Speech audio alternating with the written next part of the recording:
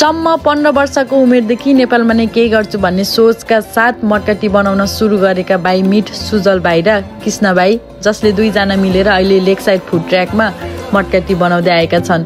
उनीहरूले बेलुकाको 5 बजेदेखि रातिको 12 बजेसम्म यही ठाउँमा मटका टी बनाउने गर्छन् भने जुन साँच्चीकै एकदमै मेहनती लाग्यो मलाई चाहिँ। भाइहरू चाहिँ पानी एड नगरी दुधको मात्र मटका टी बनाउने गर्छन् उनीहरूले। अझ माथिबाट कोकोनट र सिनामन पाउडर टपअप गर्दा त एकदमै मिठो लाग्यो मलाई। टेस्ट पनि एकदमै बब्बालाई टी लभरहरूको लागि चाहिँ बेस्ट हो। अझ यति मात्र नभएर यो गर्मीमा अझ कुनै नयाँ कुरा ट्राई गरौँ न भनेर उनीहरूले चाहिँ अझ आइस चक्लेट मटका टी पनि सुरु गरेका छन् भर्खर मात्र।